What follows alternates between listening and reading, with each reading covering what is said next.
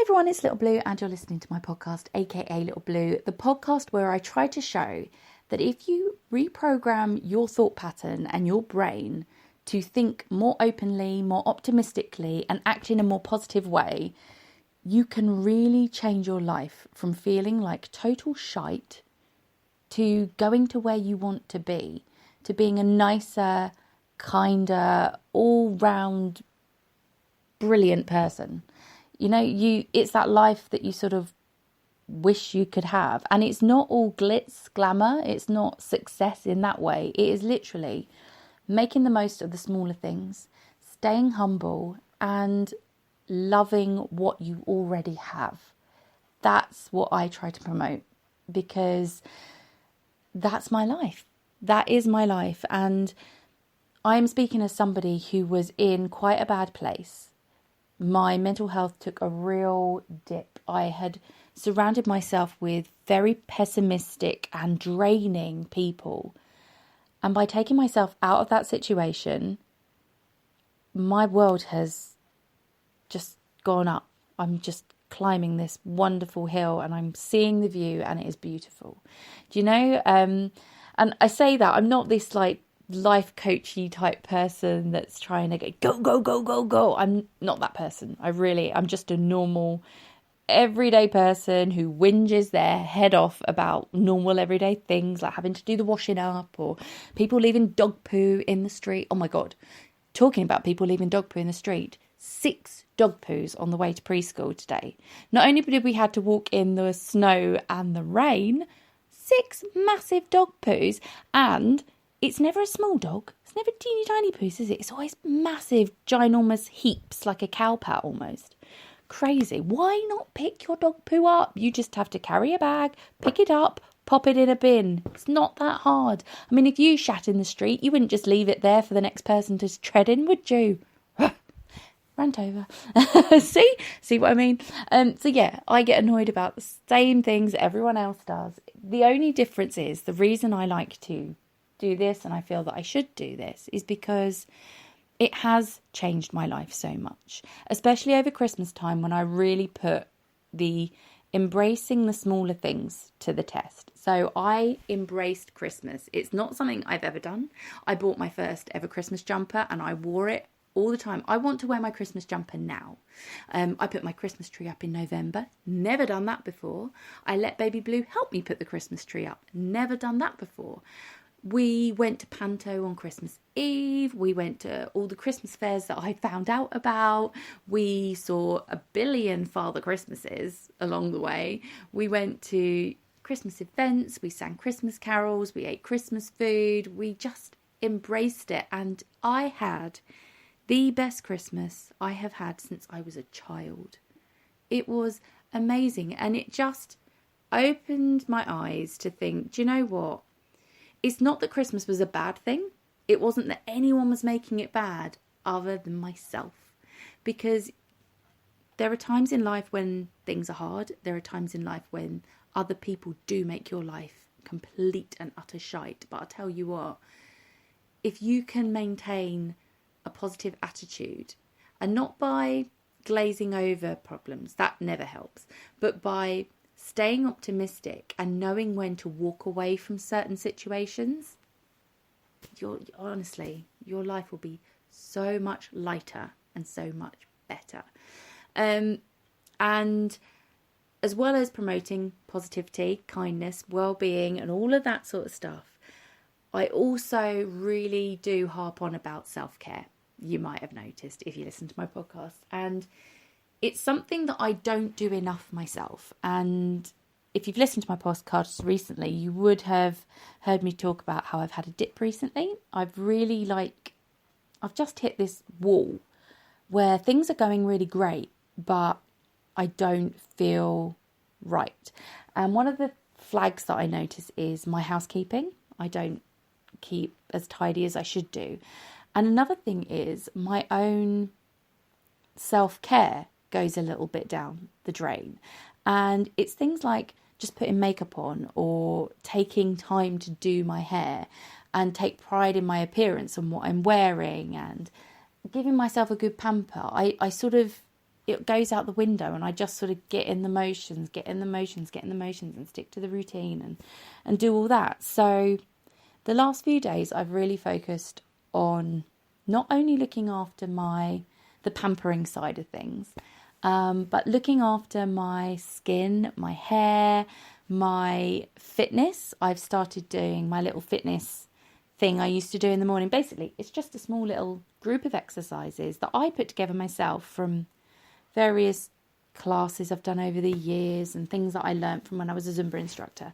I just do about 15 to 20 minutes of exercises in the morning with stretches, lunges, squats, all that sort of stuff, all the fun stuff.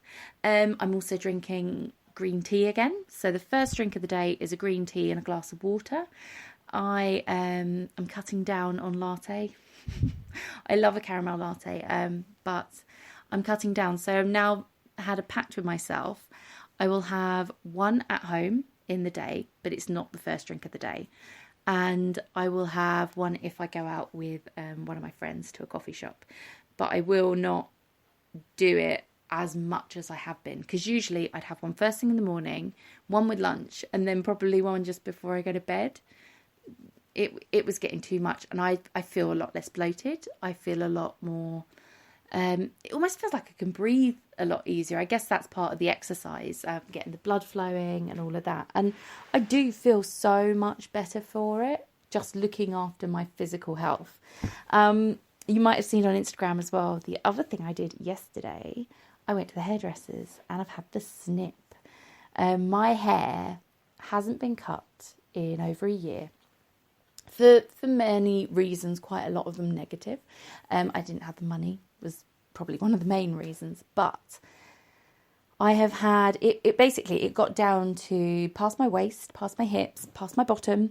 I could sit on it, I could tuck it in my pockets. It was just ridiculous how long it was. And I couldn't do anything with it. I literally just had to put it up in a mum bun, and that was it. That was my hair sorted for the day. So I have had it completely cut off to my shoulders, and I also dyed it. I got a home dye kit and did that last night. L'Oreal, if anyone's interested. I do love the L'Oreal hair dye kits. I've tried other ones in the past and they are never as good. I just love it. Leaves your hair feeling so silky smooth. It's got that lovely sort of hair dye smell as well that you get in the salons. And yeah, it always just looks fantastic. It's so shiny. I just love L'Oreal products for hair dye.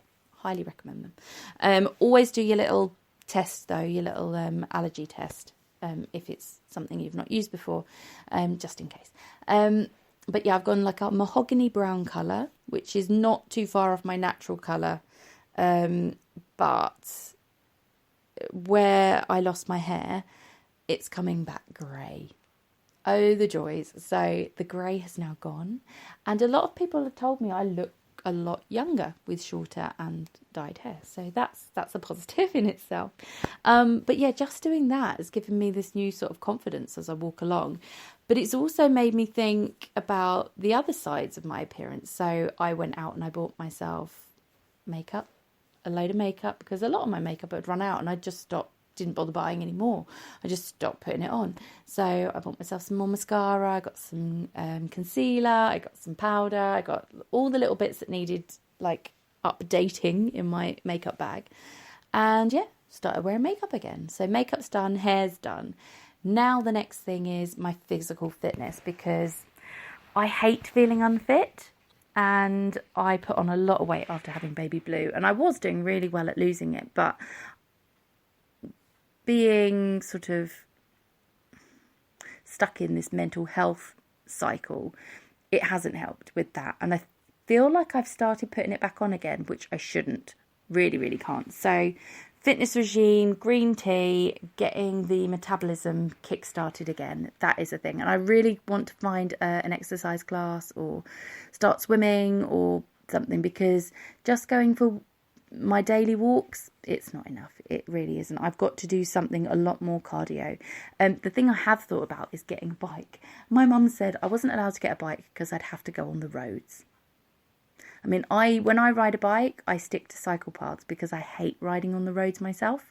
But yeah, I am considering doing cycling because it is really great exercise. And all I would do is I'd cycle down to the park and have a ride around the pond, keep going round and round in circles, probably, or go up to the local woodland area and just have a cycle in the woods, because that's another really sort of easy option.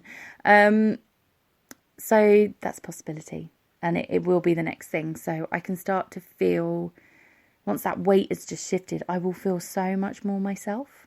But it's amazing what self-care can do for you. I feel calmer, I feel happier, I feel tired, which is weird for this time of the night. Usually I'm sort of buzzing and need sort of to stimulate myself, because I feel like I've got to do stuff because baby blue's asleep and I've got time on my hands, etc., etc. So yeah, I feel relaxed, I feel calm, I feel happy, and yeah, it's wonderful. It's wonderful. The other thing that I've started doing, it's Lent. I haven't taken part in Lent for many, many years. I used to give up something every single year. And this year I thought, I'm going to give up something. So I've given up Kit Kat Chunkies, which is, again, helping with the whole losing weight thing. I love a Kit Kat Chunky. And yes, I do eat a lot of them. I eat too many of them. So this is going to help. And the wonderful thing about Lent isn't the fact that you're going to give it up forever and then you get to have it again and gorge on them after Easter. It's the fact that giving it up for like 40 days, you get out of the routine of having it. So by the time it's Easter and you're allowed to eat it again, you don't necessarily want it. The amount of times I've given up chocolate and been like, I don't actually like it that much now, when I've gone back to it. It's amazing. And I think it can help you start to have just this chain, like the reprogramming of your brain that I was talking about, and being a bit more cautious about what you eat, what you put in your body, and all of that. So if you do want to sort of start a more of a healthy eating plan, giving something up like chocolate, like alcohol, like something that is considered a vice for Lent, it can really help you start, because it's not a be all and end all. You don't have to give it up. But having given it up for so long, you can then sort of monitor how your intake of it after Lent, if that makes sense.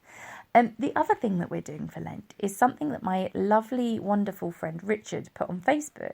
And he suggested that if you weren't giving anything up for Lent, you should do 40 days of kindness and positivity. So just having more of a mutual respect for the people around you, for the people you meet, being kind, courteous, considerate and helpful, offering to help with things more. And that is an attitude that I think you should have all the time, obviously. But again, like with giving stuff up, if you do it for 40 days straight and you make a real conscious effort to do something every single day, once that 40 days is done, it rubs off on you and you do think, what can I do today that would be a lot more kind? Or it just becomes the default setting and you just do it automatically, which is what I've found doing all this sort of thing over the years, especially things like 30 Days Wild. I do a lot more things in nature just all the time. So yesterday when I had my hair cut, I donated my hair to a cancer charity because it was so long. They looked at it, they tested it, they said it was good condition, so off it's gone to make wigs for cancer patients, which is amazing. And today, Baby Blue has actually been sharing her chocolate. She got a treat for walking to preschool today. It's about 1.5 miles, maybe 2 miles to preschool. She walked the whole way without complaining in the snow, rain, and all over all those blooming dog poos. So I bought her a little treat while I was out, and she put it in a bowl and shared it with me, my mum and my dad, which I thought was just wonderful. And so that was our little act of kindness. But again, being kind and considerate, holding the doors for people, helping people and me, smiling, all that sort of stuff. It helps. And it makes you feel good about yourself too.